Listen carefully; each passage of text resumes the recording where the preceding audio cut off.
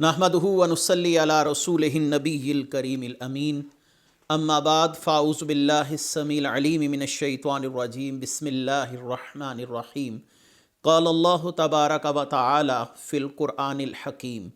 ان اللہ وملائکتہ یصلون علی النبی یا ایہا الذین آمنوا صلوا علیہ وسلموا تسلیما الصلاۃ والسلام علیک یا رسول اللہ وعلی آلک واصحابک یا نبی اللہ۔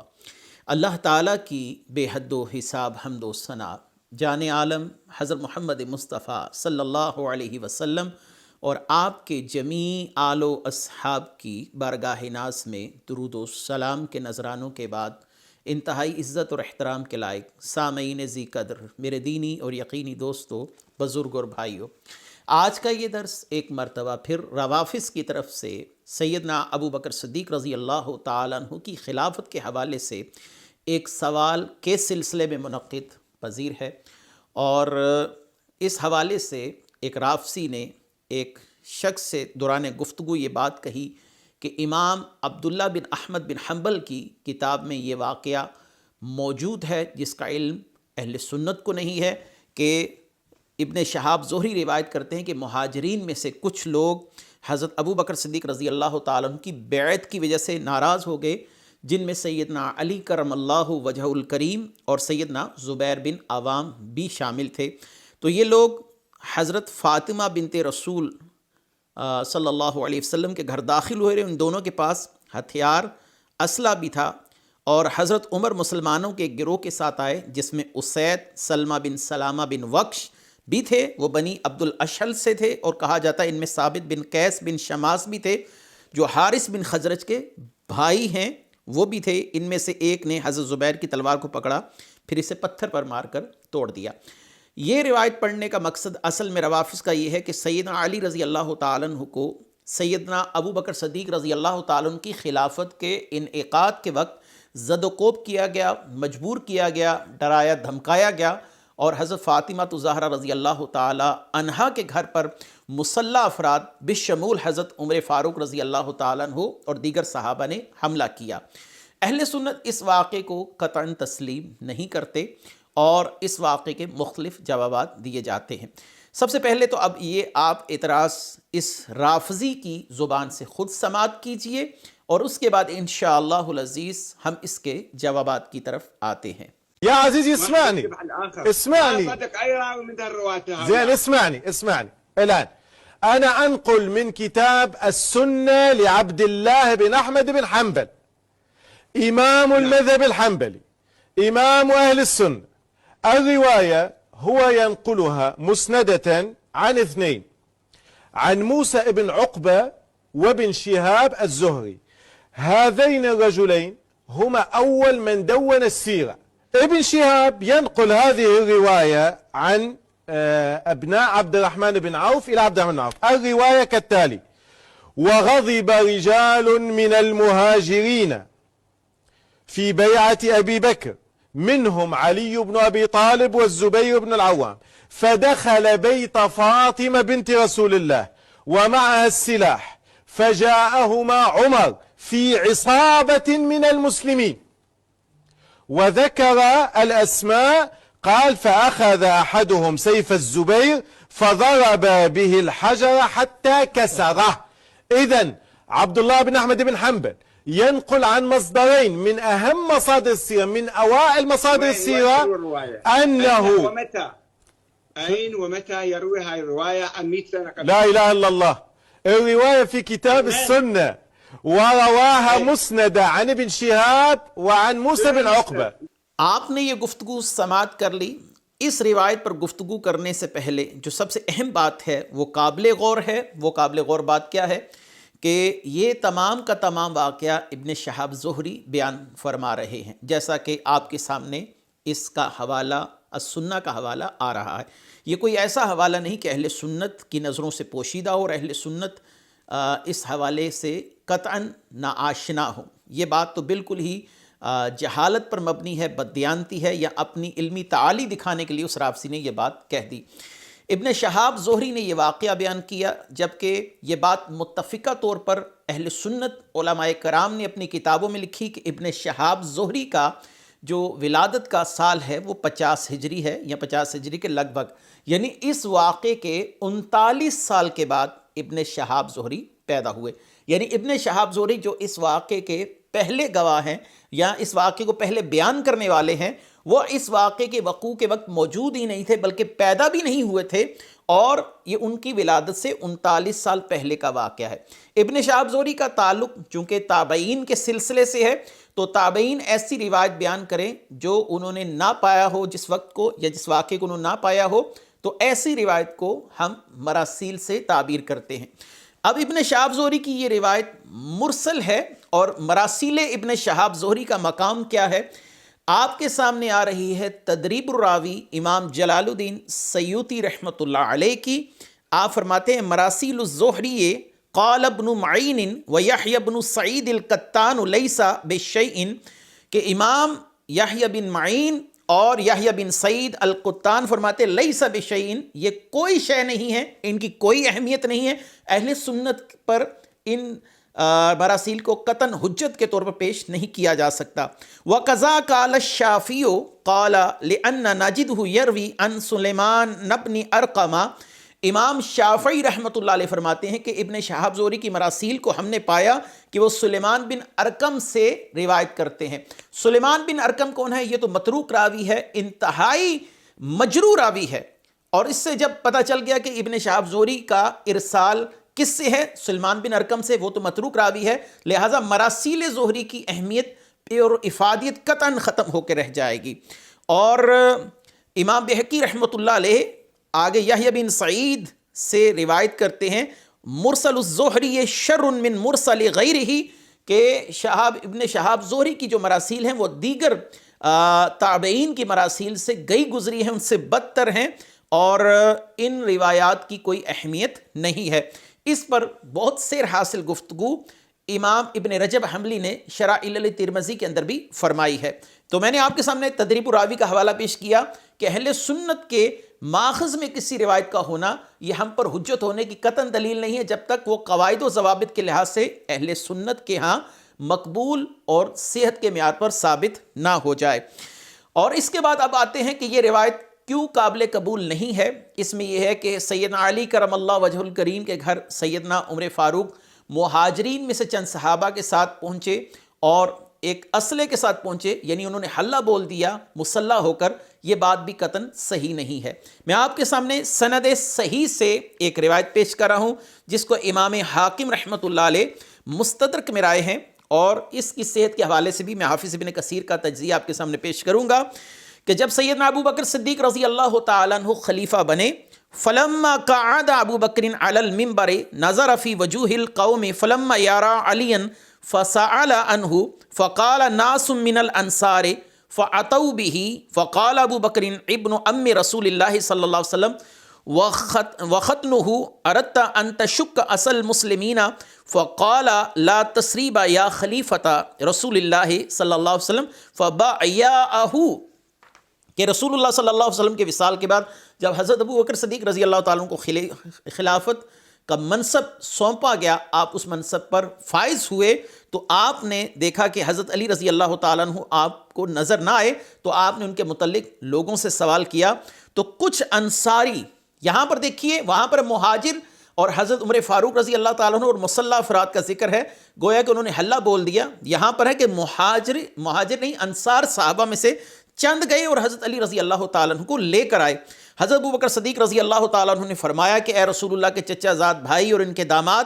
کیا آپ نے مسلمانوں کی اجتماعیت کو توڑنے کا ارادہ کیا ہے؟ یعنی مسلمان تو میری بیعت پر اکٹھے ہو گئے، آپ کا ارادہ کیا ہے؟ تو حضرت علی رضی اللہ تعالیٰ عنہ نے کیا فرمایا؟ لا تسریبا، مجھے کوئی حرج نہیں ہے یہ بیعت کرنے میں. سو آپ نے بیعت کر لی. اور ایسے ہی واقعہ سیدنا زبیر بن عوام رضی اللہ تعالیٰ عنہ کے ساتھ ہوا، اور جب ان کو بلا کر لایا گیا اور حضرت ابو بکر صدیق رضی اللہ تعالیٰ عنہ نے کیا فرمایا؟ اردت ان تشک اصل المسلمین فقال مثل قولہ، ان سے بھی یہی سوال کیا گیا کیا آپ نے مسلمانوں کی جمعیت کو کمزور کرنے کا ارادہ کیا ہے، آپ چاہتے مسلمان کمزور ہو جائیں؟ تو فقال مثل قولہ لا تسریب یا خلیفۃ رسول اللہ، انہوں نے بھی کہا مجھے اس معاملے میں کوئی حرج نہیں ہے، اور فبایعہ،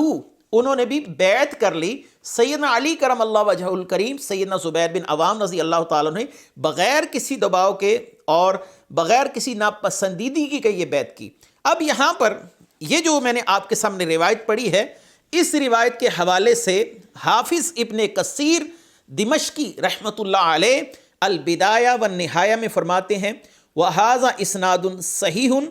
محفوظ من حدیث ابی نضرۃ المنذر بن مالک بن قطعة عن ابی سعید سعد بن مالک بن سنان الخدری وفیہ فائدۃ جلیلۃ وہی مبایعۃ علی بن ابی طالب اما فی اول یوم او فی اليوم الثانی من الوفاة وهذا حق فإن علی بن ابی طالب لم یفارق الصدیق فی وقت من الاوقات ولم ينقطع فی صلاة من الصلوات خلفہ، کہ ابو سعید خدری کی یہ روایت سند صحیح اور محفوظ طریق سے مروی ہے، اور اس میں ایک بڑے کام کی بات ہے، وہ یہ ہے کہ حضرت علی رضی اللہ تعالیٰ عنہ کی بیعت جو کہ آپ رضی اللہ تعالیٰ نے رسول اللہ صلی اللہ علیہ وسلم کی وصال کے پہلے یا دوسرے دن کر لی تھی، اور یہی بات حق ہے، کیونکہ مولا علی کرم اللہ وجہ الکریم کسی وقت بھی حضرت ابو بکر صدیق سے الگ نہیں ہوئے، اور نہ ہی صدیق اکبر کے پیچھے نماز پڑھنے سے غیر حاضر رہے ہیں۔ یہ وہ روایت ہے، اس کی صحت بھی آپ کے سامنے میں نے بیان کر دی، اس کو امام حاکم نے بھی صحیح کہا، اور امام ذہبی نے اس پر سکوت اختیار فرمایا ہے۔ یہاں پر ایک سوال یہ ہوگا کہ ہماری بعض کتابوں میں اور صحیحین میں یہ منقول ہے کہ ابن شہاب زہری کہتے ہیں کہ سیدنا علی نے 6 ماہ تک بیعت نہیں کی، اور آپ کے ساتھ ساتھ دیگر اصحاب نے بھی 6 ماہ تک بیعت نہیں کی۔ تو میں اس کا جواب امام بہقی رحمۃ اللہ علیہ کی سنن کبریٰ سے دیتا چلوں۔ آپ روایت رقم الحدیث 12732 کے تحت فرماتے ہیں وقول الزہری فی قعود علی عن بیت ابی بکر حتی توفیت فاطمہ منقطع، حضرت فاطمہ رضی اللہ تعالیٰ عنہ کے وصال تک حضرت علی کا بیعت سے رکے رہنا 6 ماہ تک، یہ روایت منقطع ہے۔ وحدیث ابی سعید الخدری فی مبایعتہ ایاہ حین بویع بیعۃ العامۃ بعد السقیفۃ الصح،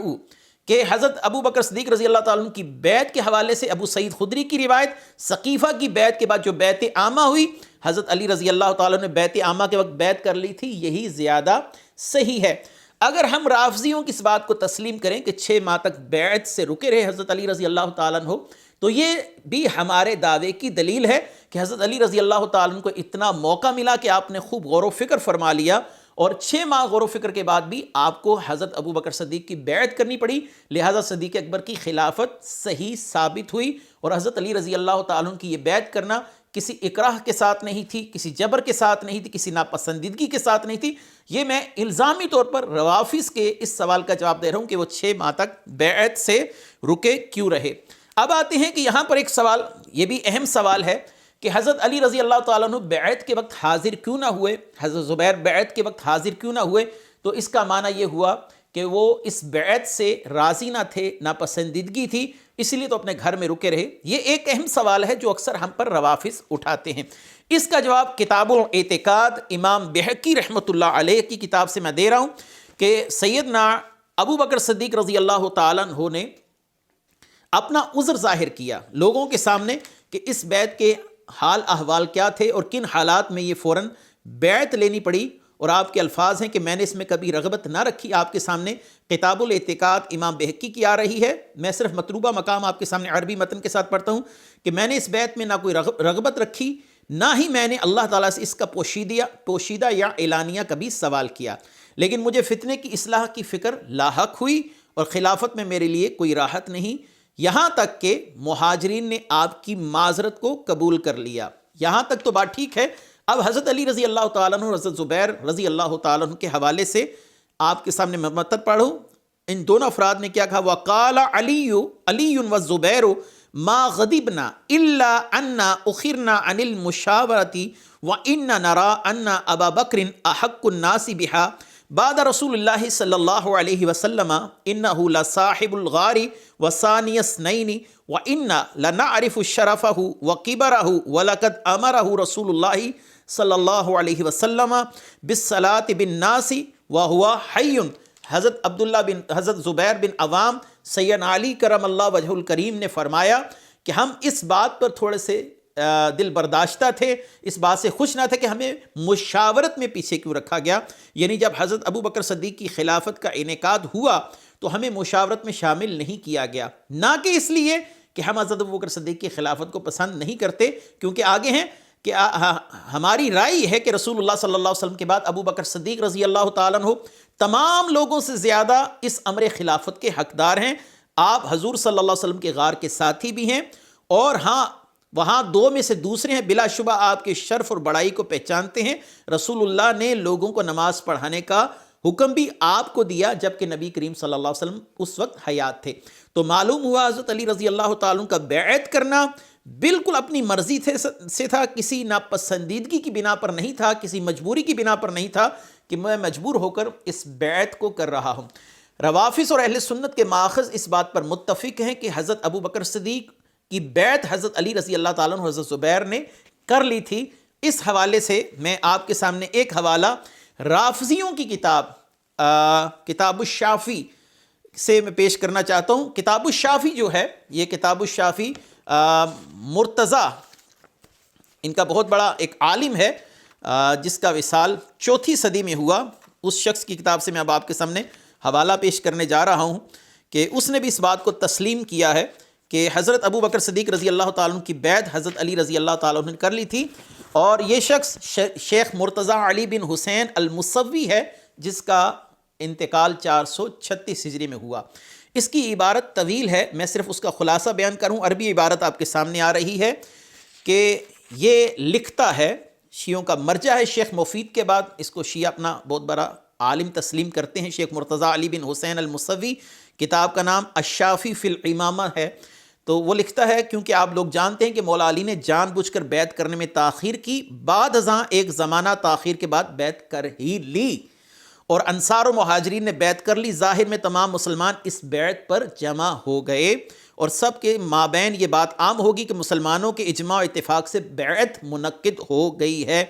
اب جو کوئی اس بیعت کی مخالفت کرے گا تو وہ مسلمانوں کی جمعیت کو توڑنے والا ہوگا۔ وہی الفاظ جو حضرت ابو بکر صدیق نے حضرت زبیر سیدنا علی کرم اللہ وجہ الکریم سے فرمائے کہ کیا مسلمانوں کی جمعیت کو توڑنا چاہتے ہیں، تو وہی بات یہ شیخ مرتضیٰ علی بن حسین المصوی لکھ رہا ہے کہ جو کوئی اس بیعت کی مخالفت کرے گا تو وہ مسلمانوں کی جمعیت کو توڑنے والا ہوگا، دین میں بدعت ایجاد کرنے والا ہوگا، اللہ اور اس کے رسول کو رد کرنے والا ہوگا۔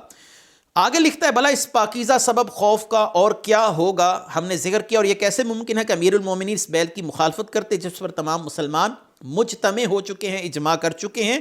اپنی رضا رغبت کا اظہار کر چکے ہیں، اور اس پر کامل طریق سے پکے ہو چکے ہیں۔ اس بیعت کی مخالفت کرنے والا بدعتی ملت اسلامیہ سے خارج ہے، پس ظاہر ہے اس میں کوئی اشکال والی بات نہیں، حضرت علی نے یہ بیعت صرف شر کو دور کرنے اور فتنے سے بچنے کے لیے کی تھی۔ الشافی فی الامامہ جلد 3 ہے، صفحہ 246 اور 247 سے میں نے آپ کے سامنے پڑھا، متن طویل تھا، میں نے صرف ترجمے پر اکتفا کیا ہے۔ بعض روافض کا خیال یہ ہے کہ حضرت علی رضی اللہ تعالیٰ عنہ کی بیعت ہو گئی تھی، ہم مانتے ہیں، لیکن یہ بیعت جو تھی یہ بیعت عجلت میں کی گئی، اور اس بیعت کی جو وجہ ہے وہ حضرت علی رضی اللہ تعالیٰ عنہ کا خوف ہے۔ یہ بات بھی صراحتاً غلط ہے۔ امام نصفی رحمۃ اللہ علیہ جو عقیدے کے امام ہیں اہل سنت کے، یہ میں آخری حوالہ آپ کے سامنے پیش کر رہا ہوں، اور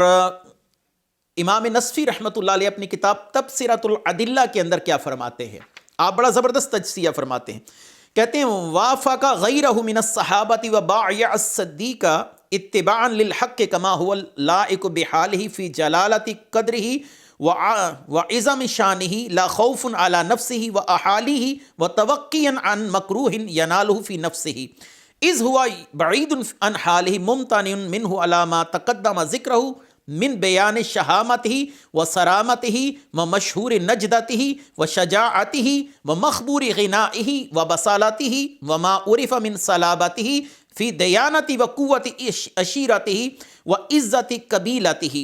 کہ مولا علی نے صحابہ کی موافقت کی اور حق کی اتباع کرتے ہوئے صدیق اکبر کی بیعت کر لی، جیسا کہ مولا علی کی جلالت قدر بلند شان ہونے کے لائق تھا۔ یہ بیعت اپنی جان اور ساتھیوں پر کسی انتقامی کارروائی کے خوف کی وجہ سے مولا علی نے نہیں کی، اور نہ ہی اپنے نفس کو پہنچنے والے ممکنہ ناپسندیدہ امر کے پیش نظر کی۔ یہ امر آپ کے حال سے بعید اور آپ کی ذات سے ناممکن تھا، جیسا کہ آپ کی بہادری، جواں مردی، شجاعت اور مستغنی طبیعت اور دلیری کا تذکرہ ہم کر چکے ہیں، جو ان کے دین پر سختی سے کاربند رہنے اور خاندان و قبیلہ کی قوت اور عزت سے متعلق معروف ہے۔ تو مولا علی کرم اللہ وجہہ الکریم نے یہ بیعت اپنی رضا کے ساتھ کی، اور سب سے اہم بات، مولا علی کرم اللہ وجہہ الکریم نے اگر یہ بیعت کسی مجبوری کی وجہ سے کی، کسی خوف کی وجہ سے کی، تو پھر انہیں اپنے دور خلافت کے اندر حضرت ابو بکر صدیق رضی اللہ تعالیٰ عنہ کی کھل کر تردید کرنا چاہیے تھا، لیکن ایسا نہیں ہوا۔ روافظ کی امیدوں پر پانی پھر گیا۔ جب حضرت ابو بکر صدیق کا انتقال ہوا، سیدنا عمر فاروق رضی اللہ تعالیٰ عنہ کا انتقال ہو گیا، سیدنا عثمان غنی رضی اللہ تعالیٰ عنہ کا انتقال ہو گیا، اور مولا علی کرم اللہ وجہ الکریم کا آخری وقت قریب ہے، تو آپ سے کہا گیا الا تستخلف علینا۔ یہ مستدرک کی روایت، امام ذہبی نے اس کو صحیح کہا کہ علی کیا آپ ہمارے لیے کسی کو خلیفہ مقرر نہیں کریں گے؟ قال مستخلف رسول اللہ صلی اللہ علیہ وسلم فاستخلفوا ولکن ان یرید اللہ بالناس خیرا فسیجمعهم بعدی علی خیرہم کما جمعهم بعد نبیہم علی خیرہم، ھذا حدیث صحیح الاسناد۔ کہ مولا علی نے فرمایا کہ جب رسول اللہ صلی اللہ علیہ وسلم نے اپنا جانشین کسی کو نامزد نہیں کیا تو میں اپنے بعد خلیفہ کس کو مقرر کر سکتا ہوں؟ البتہ یہ بات ضرور ہے کہ اگر اللہ تعالیٰ لوگوں کے ساتھ بھلائی کا ارادہ فرمائے گا تو انہیں میرے بعد کسی بہترین آدمی پر متفق کر دے گا، جیسا کہ رسول اللہ کے بعد اللہ تعالیٰ نے تمام لوگوں کو سب سے اچھے انسان پر متفق کر دیا تھا۔ تو معلوم ہوا کہ یہ نہ بیعت خوف کی وجہ سے تھی، نہ مجبوری کی وجہ سے تھی، نہ کسی اور ایسے عذر کی وجہ سے تھی جو کہ روافظ بیان کرتے ہیں۔ اگر ایسا کوئی عذر ہوتا، تقیہ ہوتا، تو مولا علی اپنے دور حکومت میں اس کو کھل کر بیان کرتے، لیکن آپ نے اپنے دور میں بھی صدیق اکبر رضی اللہ تعالیٰ عنہ کی مدح سرائی فرمائی۔ ان تمام دلائل کی روشنی میں یہ بات واضح ہو گئی کہ ابن شہاب زہری کا بیان کردہ جو اثر ہے یہ ناقابل قبول ہے۔ سیدنا ابو بکر صدیق رضی اللہ تعالیٰ عنہ کی بیعت مولا علی نے برضا فرمائی، اور پیچھے رہنے کا سبب فقط اس مشورے میں شامل نہ کرنا تھا۔ وہ ناراضگی بھی جو وقتی طور پر تھی وہ ختم ہو گئی، اور حضرت علی رضی اللہ تعالیٰ عنہ نے صدیق اکبر کے وصال کے بعد بھی صدیق اکبر کی مدح فرمائی۔ وآخر دعوانا ان الحمد للہ رب العالمین۔